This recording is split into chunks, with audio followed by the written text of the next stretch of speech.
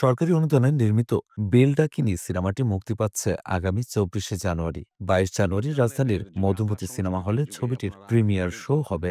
ছবিটির মুক্তির প্রাক্কালে গতকাল ৯ জানুয়ারি একটি শুটিং স্পটে ছবির পোস্টার উন্মোচন করেন অভিনেতা মোশাররফ করিম। উন্মোচন হয়ে গেল। হ্যাঁ, ওকে।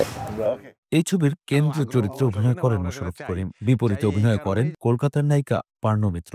ছবিটির বিশেষত্ব হল গতানুগতিক গল্পের বাইরে একটি অন্য ধারার গল্প নিয়ে কাহিনী সাজানো হয়েছে। নুরুদ্দিন জাহাঙ্গীরের উপন্যাস অবলম্বনে এই ছবির শুটিং হয়েছে রবীন্দ্রনাথের স্মৃতিবিজড়িত নওগাঁর প্রতিসরে। নিয়ে আমরা এর অধিকাংশ কাজেই করেছিলাম নওগাঁ, নাটোর, প্রতিসর এইসব এলাকায়। আমরা সেই ফজলুল কবির তুহিনের পরিচালনায় ছবিটির চিত্রগ্রহণ, কালার ডাবিং সবকিছুতেই আছে নতুনত্ব ও আভিজাত্য। প্রতিটি অভিনেতা অভিনেত্রী এই ছবিতে অভিনয় করে তৃপ্ত হয়েছেন।